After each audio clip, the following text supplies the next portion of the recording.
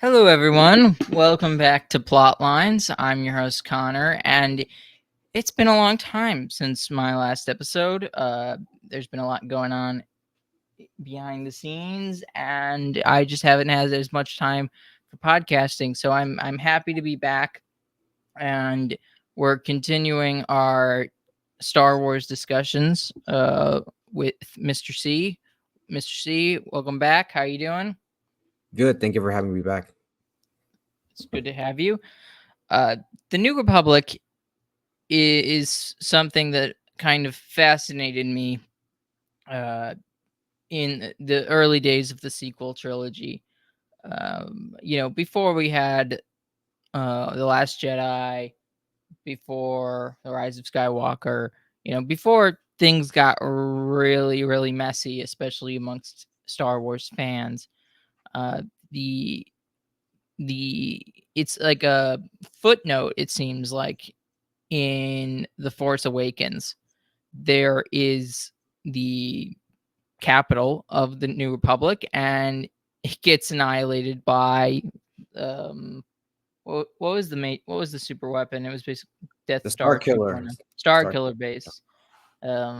Yes, so Star Killer base destroys the New Republic's main planet, Hosnian Prime, and actually the whole system, which it's a little cheap because it's basically why not have the Death Star, but it can destroy a whole system instead of it can destroy one planet at a time, Yeah, it was a right? little cheap, and you barely felt anything when that happened.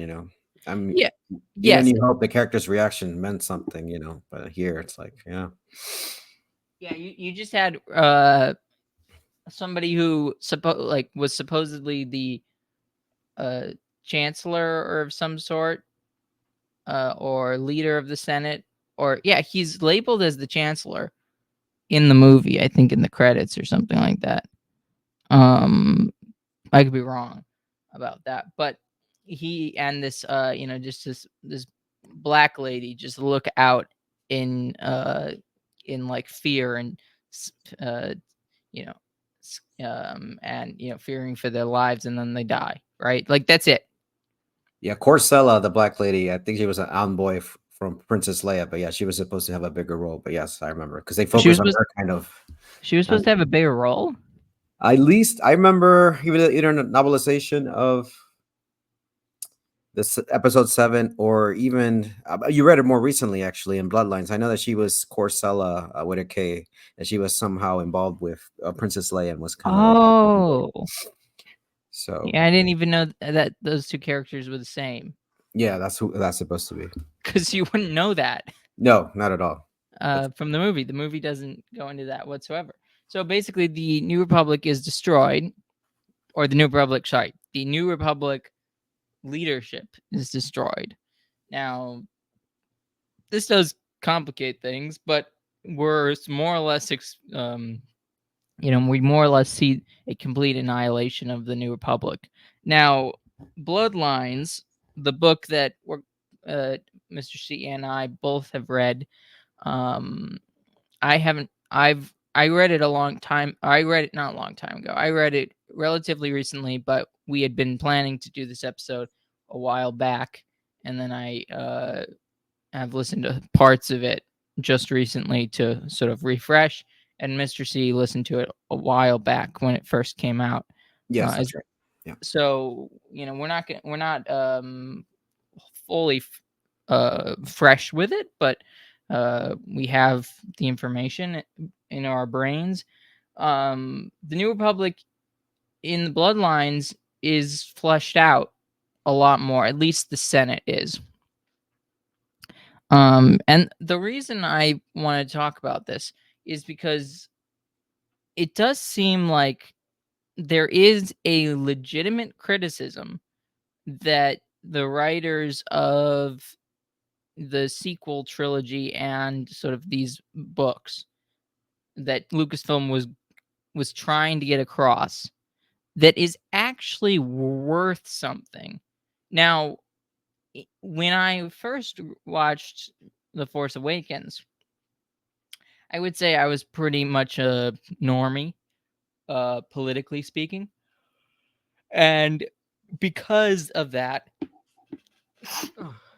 sorry, because of that, I took it more as kind of an insult to the criticism was seemingly like an insult to our society, to the original trilogy, and I very much didn't like that.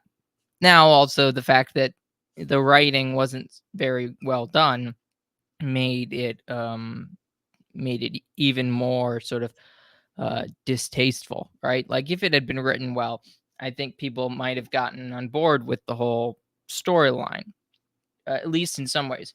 But why do I find sort of this story interesting? And my what makes it surprisingly interesting looking back on it is that it seems to be a criticism of trying to do something that failed in the first place and then trying to redo it. The New Republic is just a reset up, more or less, of the Old Republic, a Old Republic that was very easily corruptible, and that the New Republic becomes corrupted and destroyed very swiftly. Like, what do you think about that, Mr. C? Yeah, I was also a normie when I did watch those the sequel trilogy, at least the first, The Force Awakens, and it did seem disrespectful to the happy ending after Return of Jedi that you would imagine happen. Because even in AEU, the good guys were trying to rebuild the New Republic, and there were setbacks and the Imperial remnant. But it seemed like a more hopeful or optimistic working through the problem. And the sequel trilogy really took a little bit of that basic premise, but basically said it all collapsed and failed within the same generation or one generation removed from the heroes winning the battle. So almost like even an in-universe slap in the face to all their sacrifices and all that they fought through. And it really, even if it was unintentional, it really showcased the problems of how the Republic was formed and what's the point of reforming it without trying to solve what the pillars or what the actual foundational problems may be and redoing it. Well, let's look at the in universe setup for the New Republic. So Mon Mothma was more or less the head, but not in title. From what I can gather from Bloodlines, it's not. I don't remember if it's explicitly stated what her role was, but she basically probably acted as some sort of prime minister esque character. She they abolished the office of the chancellor, at least in Bloodlines. That was part of it. So, which is weird because I believe that person who dies in Force Awakens is supposedly considered the Chancellor, which didn't exist in the books. So, I don't, unless something dramatic happened in between Bloodlines and uh, Force what is it? Awakens. Force Awakens. I don't think that there would have been a Chancellor. But anyway, so Mon Mothma using her sort of, I don't know, like personality and willpower and just like her status as like the victorious rebel leader is able to uh, make the Senate work, right? She was more or less riding from the high of winning that, so that's why she got swept up and used that capital to get the New Republic going. And it's very similar to the EU. Beforehand, the EU had her more of a explicit leadership role, but at least at this point, it's pretty much similar situation. Yeah, she seems a little bit like a Charles de Gaulle type of character in the sense of like leading the forces in the French resistance, of the Rebel Alliance, and then sort of forming the new government, and that that sort of power in the name and power in sort of the uh, effects of heroism that came along with it led Mon Mothma to be able to lead a uh, a Senate that really shouldn't have gotten along, basically. No, they were a coalition based against their hatred of the empire, but that's really a lot of it what they had in common. When the empire was gone, what did they have in common? Not much. So yeah. Which is interesting, which is kind of why, if you recall when we were doing sort of the Mandalorian rewrite, I had put forward sort of these radical members of the New Republic, or not Republic, of the Rebel Alliance or whatever, the New Republic, that were very distasteful to sort of to Naboo and stuff like that. Yeah, the Saw Gerrera types. Yeah. Yeah, I guess, but probably even more radical than just them. Because Saw Gerrera, the reason he's quote unquote radical is just because he's willing to kill more people, I guess. Yeah, he's more, at least my understanding, is more of a whatever it takes, to get the job or mission accomplished, even if it's, we have to sacrifice a few innocents there as long as we're hurting the empire. We're Yeah, winning his book. but his political ideology is not fleshed out at all. No, no. Like my premise there was like, they wanted everybody under the New Republic's control, no matter what, more or less. I don't know if Saw Gerrera would have necessarily been in favor of something like that. No, I don't think so. Because he was a more like a radical individualist. Yeah, that was all through either Rebels, the Clone Wars, or this live action. Yeah, that's pretty consistent. And Andor, Like he probably would have supported Naboo if Naboo wanted to be independent, because he would have supported Onderon being independent from the Republic. Yeah, and that's how his story. Yeah, you're right. That's how his storyline started in Onderon in the Clone Wars arc. Yeah. Yeah. So, anyways, but the point of this is that even in the canon, even in like the Disney Star Wars, there are these factions that really don't agree with each other within the New Republic.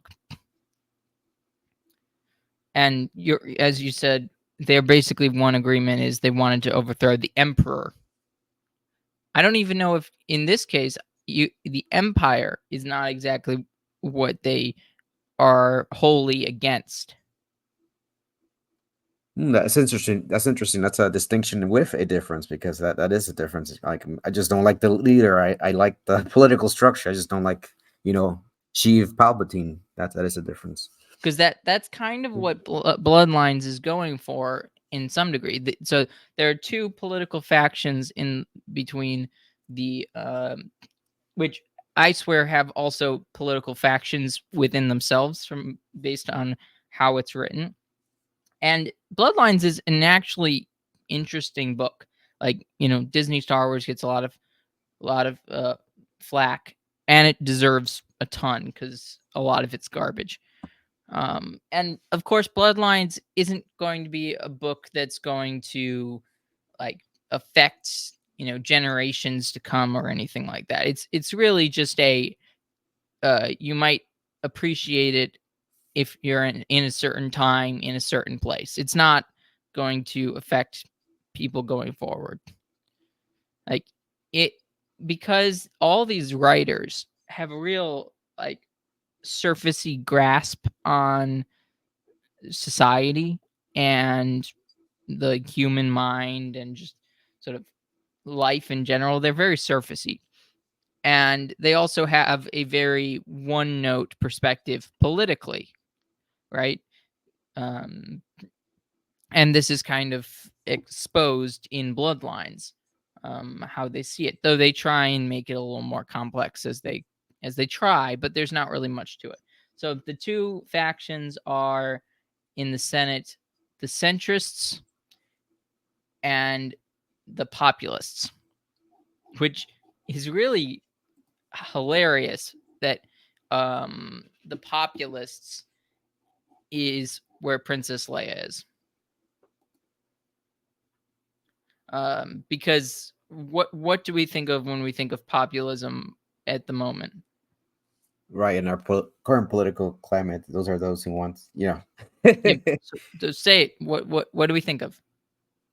they're the more, at least more right now, more nationalistic, even rightward leaning. Well, So who's the biggest populist? Who's the person that they always throw that term at as an insult? oh, it's an insult. Yeah, well, in America, it's Donald J. Trump. Yes, exactly. So, uh, so in this story, Princess Leia is Trump.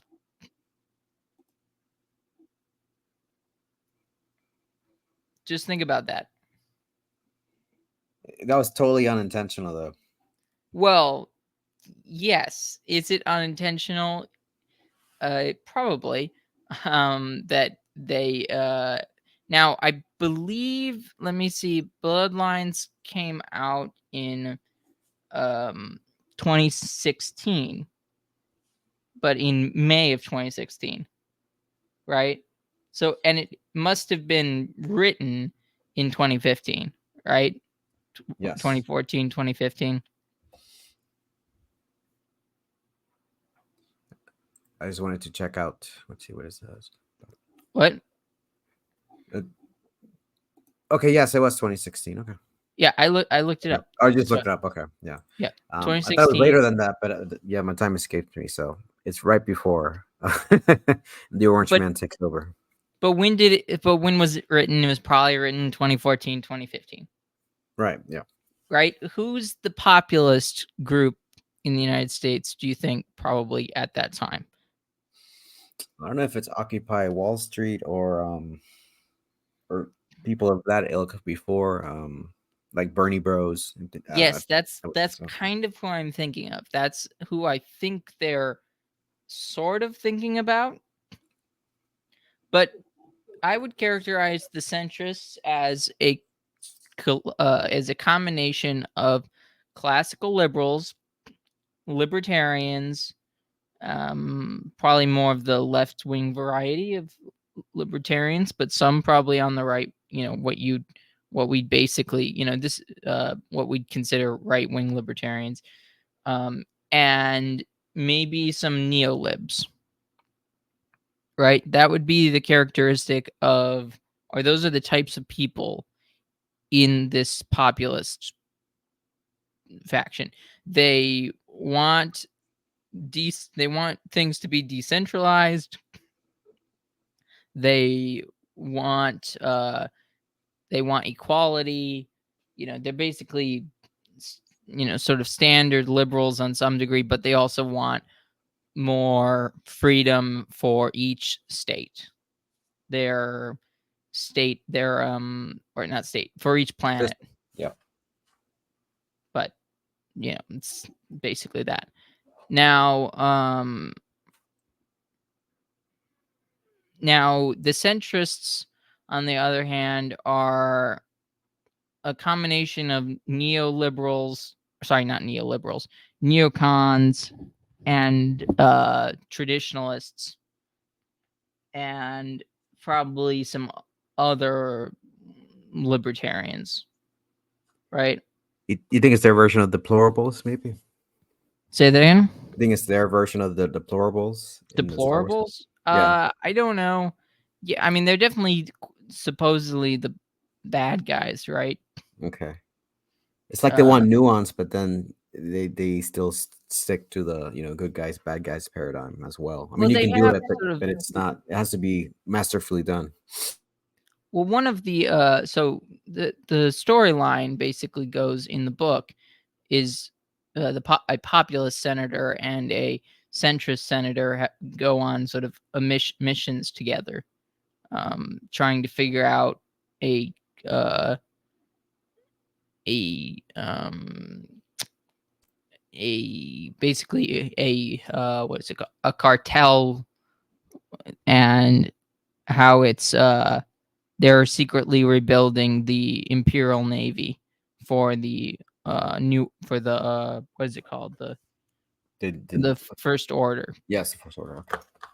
So basically, the centrists, a group of centrists, are uh, um, they are working with the First Order, and and the main First Order senator that is working with Princess Leia is he's basically an idealist, you could say. Like, he likes the idea of empire, but he did not like Palpatine. Right? Do you think he's like a Lux Bonteri type? Well, Lox is he got radicalized by Dooku. I don't know if he would fall into that category. Because he was like an idealist, but or the guy in the book in Bloodlines, but he also wanted he also like collected like our Empire memorabilia and things of that nature, like trophies, and Yeah, that was part of the Casterfo. book. Yeah, That was the name. That's the name of the guy who works with Princess Leia. But the thing is with um, Casterfo, he's an idealist, but he's not an idealist in the way Bonteri is. Bonteri is like I don't know, classical liberal, um, uh, or like planets' rights type of um, idealist. Casterfo is like an imperial idealist, which is kind of interesting. Does that make sense?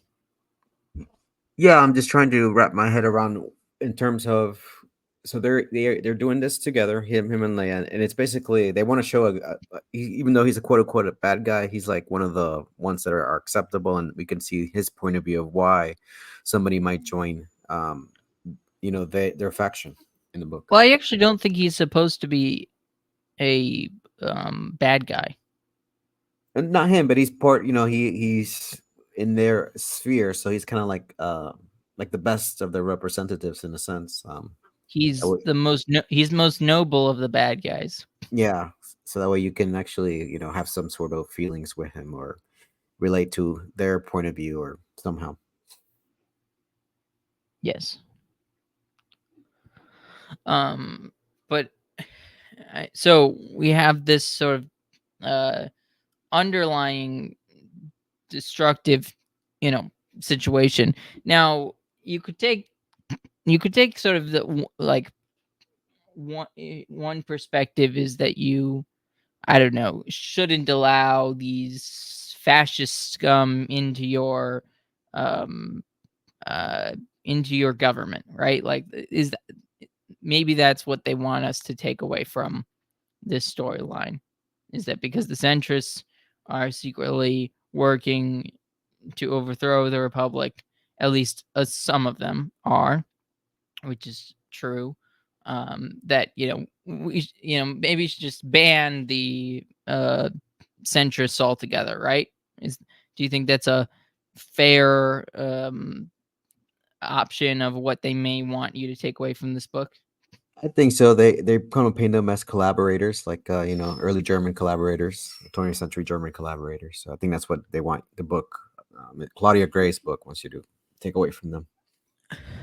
Now, it's interesting because I take a very different, so one of the things is that Princess Leia really is like, she's completely bought into sort of ideology in this book. Like, she is very much against sort of this any sense of uh monarchical or hereditary um uh like titles and stuff like that. She's she's completely done away with this. Like, it's become problematic to use sort of the system where they would all sit in like those pods, right? That they'd use, because I think, I don't know, it must have been hierarchical of some sort, right? Yeah, it's like they're picking and choosing what they want to bring to the new republic, but they just totally like that was like the external components, not the internal components that made the republic work or not work. They're worried about the wrong things as they're trying to form this new government. Well, she's basically blaming. I mean, she's this sort of feminist, leader who has sort of created the structure in which this government is working, and then she just sort of blames everyone else for it, right? Yeah, which is like it makes sense in the story, but it's like if you think about it a little bit longer and put some real world IRL political components, it doesn't graph very neatly. Like, she never wonders really, is she the problem? Are we the baddies? Yeah. Yeah, like, is this structure untenable? Like, that's kind of the point, is they try to bring about a first senator, right? And then there's some assassinations, and then um uh she has to run for first senator after her friend gets assassinated, or almost assassinated. I can't remember if he actually gets assassinated. And then uh basically it it's exposed that she was the daughter of Darth Vader. Yeah, that's a big revelation that everybody finds out she's the biological daughter of Vader. Yeah. Yeah, which I thought was bit strange. I don't know why they didn't, like, why did it take so long? Oh, and then that also apparently, I think, destroys her relationship with her son. Yeah, I mean, they sometimes do cutaways or little hints about what Han and Ben are doing, because they're not really, if I remember correctly, not really in the book, but they're mentioned like offhand. Well, Han's in the book. Ben is with Luke. Okay. Um, and but uh, I think the premise is that this incident drives Ben away from his parents because they never told him. Yes, and if I remember correctly, they already had a not the best relationship. It wasn't strained, but this really pushes him further away from them. And and you finally kind of have an understanding um that um that she is, or that sort of drives him into his obsession with Vader. Right, and then this came before Last Jedi. So that, to me, this was like, okay, this is great fodder or understanding of why he would become obsessed. And like you weren't telling me the truth or keeping secrets away from me. So it's like a Anakin 2.0 almost. That could have Yeah, been. and Yeah. also Leia is just kind of a terrible mother and a terrible politician throughout this entire book. Well, yeah, she chose career, or it was trusted upon her instead of putting her family first. She continued to be the rebel, but in a And more subdued she role. did want to get out of it, which is kind of interesting. And it sort of culminates with her sort of deciding that she still needs to stay in it, and then she builds the resistance out of people that are still more or less loyal to the ideas of the rebellion. And like, you actually get somewhat of an origin story for the resistance, which is kind of which sort of interesting, much better than. But it really just seems strange that this isn't a part of the movies. No, and I don't know how much it was developed and how and after this, they just like you said, this book even in the new canon is kind of ignored, Like, from my understanding. how can you get, like, how can you do this like how can you do the story that they wanted in the Force Awakens without knowing anything about what we just talked about that goes on in the book?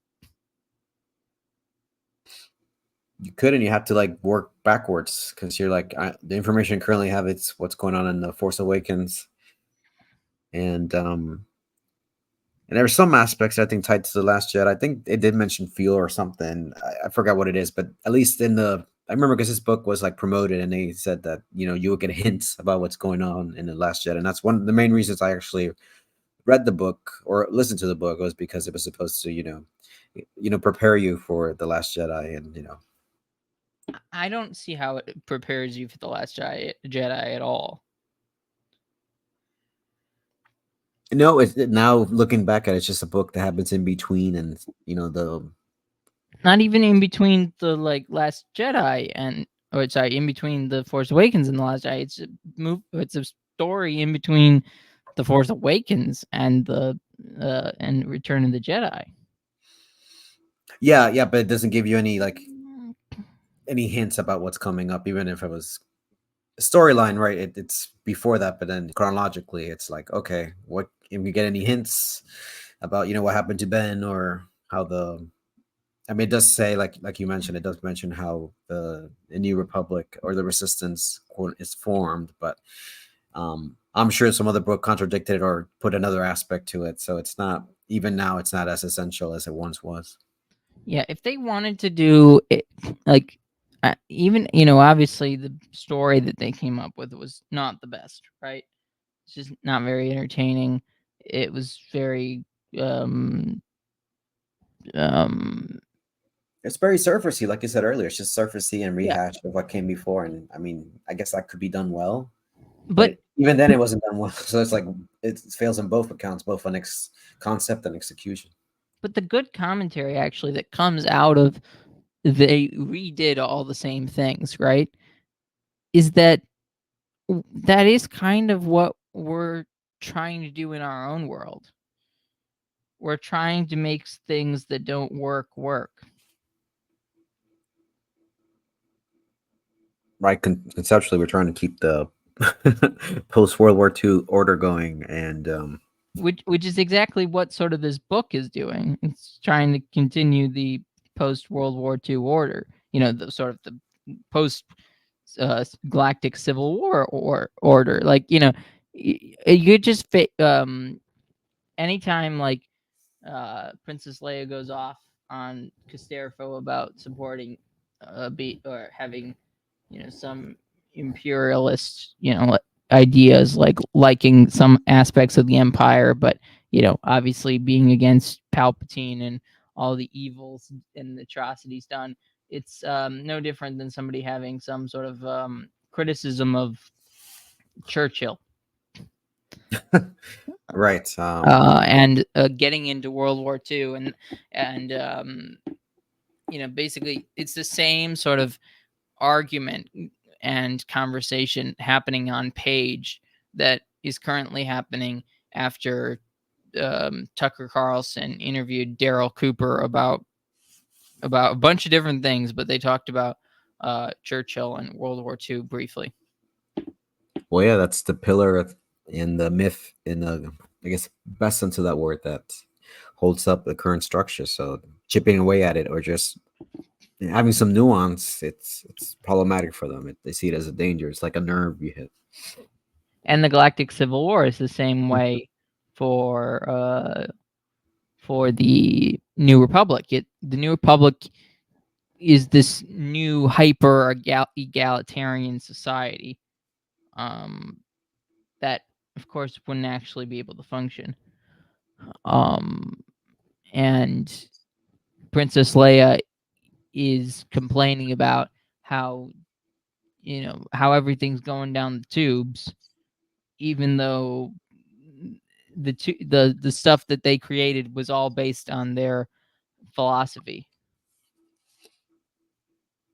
Yeah, they're doubling down on things, and they don't ask first questions about first principles first to see if that's, hey, how do we get here in the first place? Are we setting up something that's gonna last? It's not just something that's currently have an interim, but are we something that will not only unite the planets but also keep their individuality? It's yeah, it's even unintentionally, it does set a good story unintentionally, but that's not what the authors, I think, wanted to portray. But that's why we're talking about it, how they are repeating the same mistakes, and I think they're tweaking it and doubling down on aspects which are, to me, the external, and not really reconsidering, like, what are the first principles, what do we need to make a successful government that's not the empire but also will not repeat the same mistakes as the republic.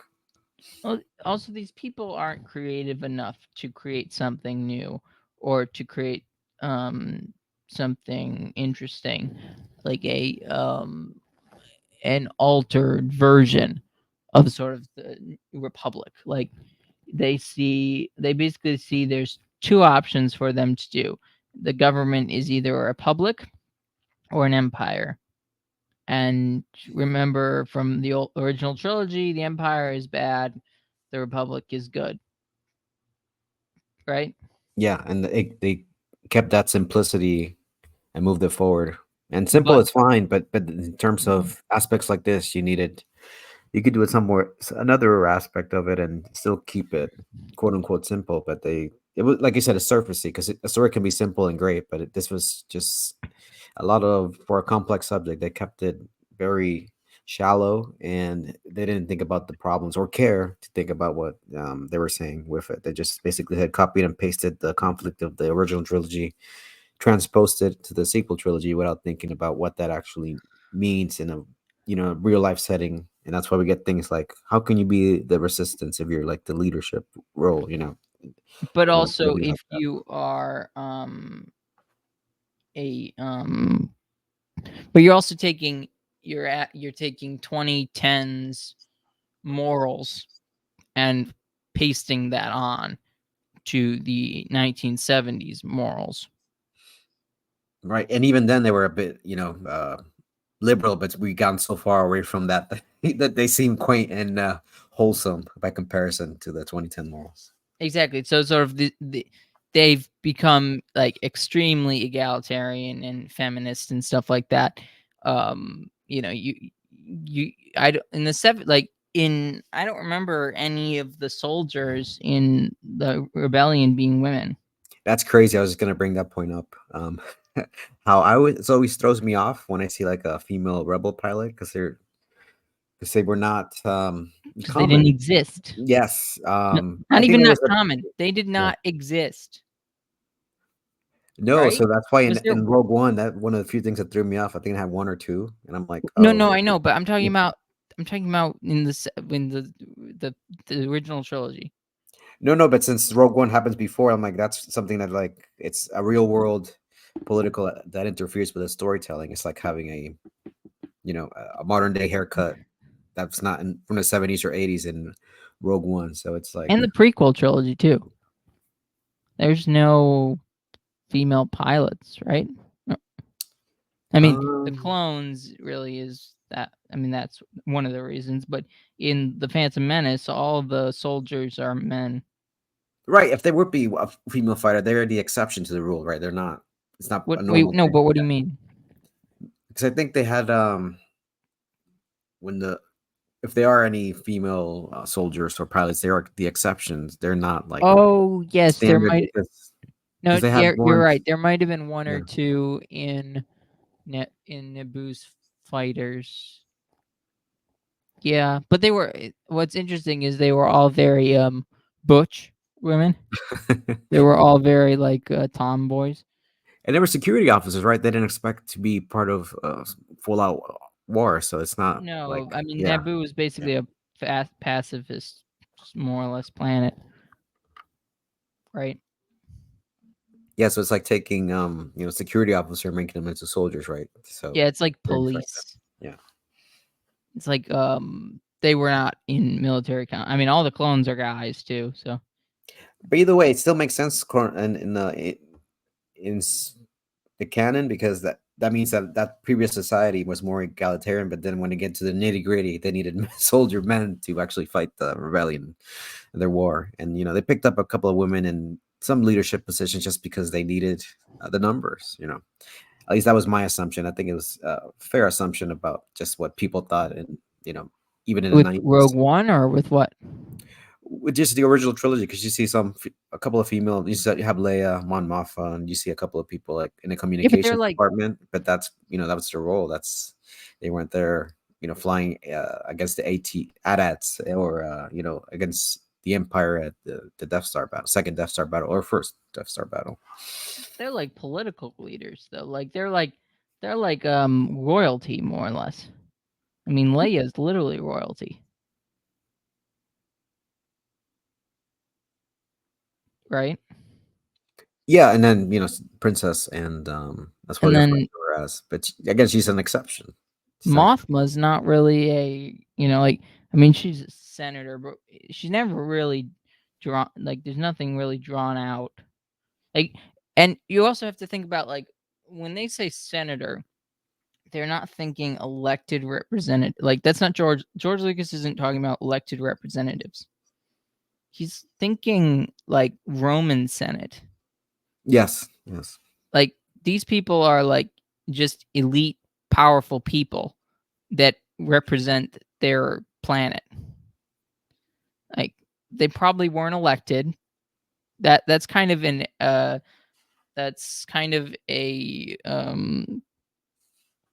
a Clone Wars and post George and basically Clone Wars and post George Lucas creation, like the idea that they were voted for. Yeah, because even a bit of a tangent, but even in the making of the prequels, like if the PBS or just behind the scenes specials, when George was writing it, you see that his books he was referencing was actually like, the Fall of the Roman Empire, Gibbons, and other books of that nature. So he was trying to reference that as he was writing the prequels. So, Well, that's also, like, who remember how how Padme becomes a senator? She's just asked to stay on as a senator by the Queen. yeah. So it's not, yeah. She's like appointed. That's like there's there's not really a lot of like democracy, ironically, which is funny because actually that's kind of contradictory for Padme's. This is how democracy dies. Yeah. It is, where is the democracy in the whole thing, anyways? I don't see it. Yeah. I mean, look at like her father or her adopted, or sorry, The Pat, stepdad. Yeah. no, sorry, Leia's adopted father is Bail Organa. He's at that position of senator because his wife is queen.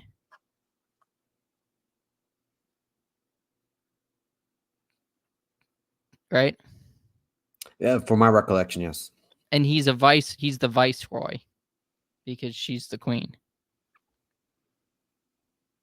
So Star Wars has a whole lot of inconsistency anyways, as though what they might have meant by democracy might have been more what they meant by like Athenian democracy, I guess.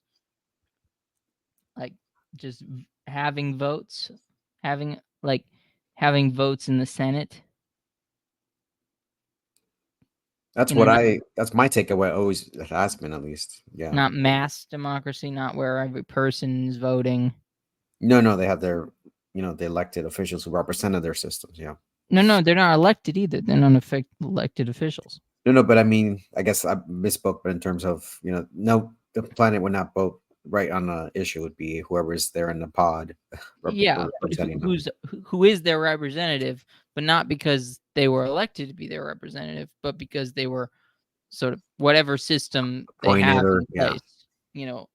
Padme was appointed. Bail is probably appointed. Most of these people are probably just appointed. But the Clone Wars and Dave Filoni's stuff kind of makes that more confusing. In some ways, it was a more honest system since the Trade Federation had its own Senate seat. So people knew black and white that they represented their own interests. They weren't behind. Well, they were behind, but some systems. But at least they had their own nakedly, publicly representation in the Senate, right? Yeah, I mean, that was the most the Republic is the most fascistic government.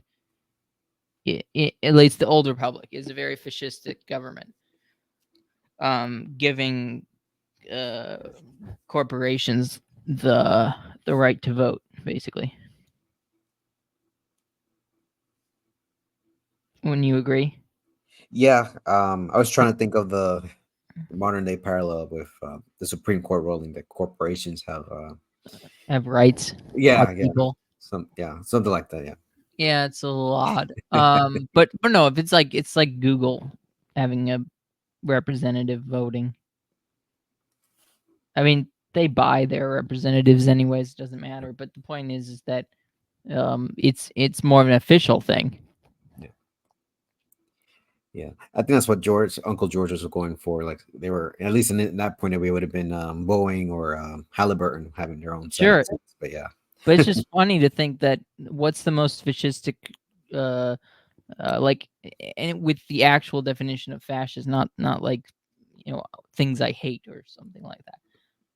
Which is normally what the word is used as. But the Old Republic is the most fascistic organization. The Empire's not even.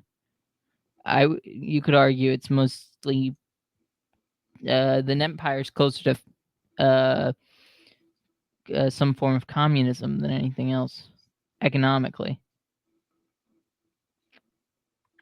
yeah, I can see that. I can see that. Like it's more about controlling the companies and taking over their property when need arises. While fascism is more or less um, I mean, they're both similar because it does at the end involve corporations being a part of the government as well, but they're serving more as like actual members of the government versus the government controlling the corporations. Yeah, well, like you said, Star Wars has a hodgepodge of ideas, but Well, it's just kind of interesting that you yeah, think that the Empire, like the Galactic Empire, is not like technically fascistic in nature, or not in nature, in the sense that it's proper uh, definition. Yeah, yep, by definition, it's not as fascistic as the Old Republic is. Because, I mean, what happened to all the corporate leaders at the end of Revenge of the Sith? he got wiped out. They were murdered by the Emperor's hand, basically. Like all the corporate leaders were destroyed, were purged because their interests didn't or were useful but didn't align with the ambitions of the emperor. Yeah, imagine having a benevolent emperor, getting rid of Purdue Pharma or whoever the executives who push different things. Well, yeah, of course. Yeah. In this case, a purge is murderous. A benevolent emperor wouldn't do that exactly, but I mean, not a purge could look less violent. Just removal from power of some sort. But also, they were all separatists too. Do you think it was also in some ways? Was it not just their ties to corporations, but also just making an example out of them? So there was no dissent other places.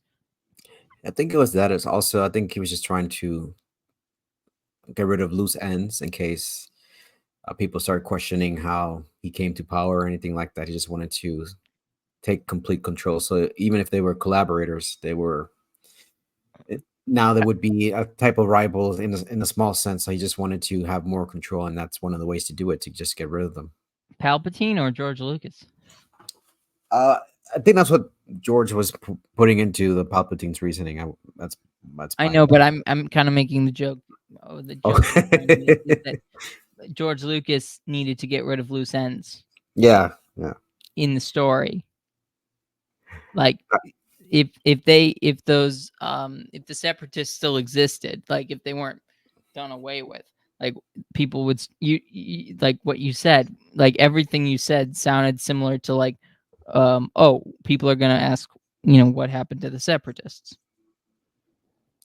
Yeah, it's almost like he had to check. He was writing the script. He's like, "Oh crap, I gotta He had have to like get a these death questions." a death list. Yeah, it's like these can't be here. Yeah. These people can't survive because it wouldn't make sense. Um, so yeah, I mean the separatists were useful pawns, I guess. Though it's interesting because in the Clone Wars they talk about how there are idealists and the Bontaries and those types of people, and like the senators of the Confederacy of Independent Systems seems like they seem like better senators than the Republic senators In their portrayal, you're saying? in the Clone Wars. I mean, that could be for a variety of reasons. I think maybe they just don't want us to have some sympathy for them. You They know, mean they want us to have sympathy for them. if they're bitter, we would be like, oh, they think this is a raw deal, or look at or compare them to the Republic senators. They're quote unquote the good guys. So I'm not sure what that portrayal was trying to communicate to us. I think it's sort of I think it's more along the lines of um like it's better if you're a villain, it's better to divide up the good guys to make sure that they don't actually they're working with both bad guys, like they can't unite together, because there are some good senators, at least in the in the Republic, in the old Republic, and there are seemingly a good number of senators in the Confederacy, but the people in control are both sides are evil. What do you mean by this, George? Like, is he saying the average person or the middle people are maybe accessories to evil, but they're not evil themselves? I don't know. Could be they became accomplices after the fact or during it just because of their complacency. They decided not to. I don't know what George would do if they're not thinking for themselves or decided whatever that commentary is. Yeah. What do you think about sort of the movement away from Coruscant? That's new. That's a Disney canon thing because it pretty much stayed in Coruscant. I think in the new canon they went to Chandrila, which was Mon Mothma's planet, and it switches every couple years. Is that correct? I don't remember. It just seemed like Hosnian Prime was the latest capital. Yeah, because in the original EU, it's pretty much stayed in Coruscant. So I don't know. I guess they were trying to be more, like you said, more egalitarian and double down on that on the new canon. So that's why they probably moved it around. I guess not wanting to centralize power in any place.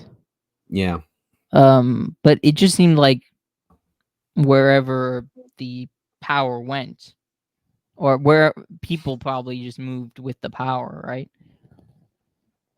yeah. I mean, that's what I would gather because that's what it seems like to be in real life. Whether it's we have a permanent Washington D.C. class, but I mean, if it were to migrate elsewhere, you would see Yeah, like why would the that deep state change? follow. Yeah. Like the people that work in the government are just gonna move. Like it's also that just sounds impractical. I mean, it's almost maybe they were thinking EU type thing where because they have like there's something in Strasbourg and something in like Luxembourg and something in somewhere else. I can't remember. Do you remember in the European Union? There's like a bunch of different places that they have like leadership places. No, I mean I don't. In terms of foreign policy or outside the United States, my knowledge isn't that great. Well, anyways, that is the case. Is that a bunch of different in the European Union? A bunch of there are a few locations of the EU government. Like they have like I believe the parliaments in Strasbourg and some stuff's in Belgium and like Luxembourg and stuff like that. Like Yeah, I mean that would be a great thing if they on their point from their point of view, something to follow. I mean, to make it more like you said, egalitarian. well, do you think that was inspiration? Yeah, I mean, yeah, I mean, the modern EU really, I would say, is perfect for the new republic. yeah, because they see that as a good thing that's working. So they want to model that, and since they're the good guys, I could see them as But then the they direct also, inspiration. proclaimed that it wasn't working. That's the working contradiction, right? They, do you think that's just because they're used to tearing things down? It could be because deconstructing stories and turning things down is it could be done well if but first you have to know how to write and construct something before you deconstruct it. It seems like now the default is deconstruction, so they don't even know what the principles of a whether you're talking about in universe or outer universe, how a story or New Republic works. So it's like very frustrating and from an outside point of view. Yeah. Well, anyways, that I think we'll wrap up there. Let us know in the comments any Star Wars topics you want us to cover. Anything you want over analyzed. Anything you want, done to death, that sort of thing. And we'll take a look at it, and if it inspires us, we'll talk about it. Mr. C, anything say before we go? No, thank you guys for joining us, and yeah, let us know about the topics. And even if it's familiar topics, you're not gonna get the same perspective from other people, right? We have a unique perspective that I think that not only are the topics may be unique, or even if they're not, their perspective is. So I think as a longtime Star Wars fans that we still like the IP, but we do have some real world I guess theology and politics that we like to attach to it so that we can both critique it and appreciate it in different ways. So thank you for having Yeah, yeah. I think we have a variety of perspectives to take, and just to break things down in a more looking at it from a more sort of complex standpoint, from not just like an in-universe look, but looking at it from our universe. Most channels, most discussions of Star Wars are very in-universe. So thank you everyone for watching. Please like, share, comment, and subscribe, and God bless. Bye.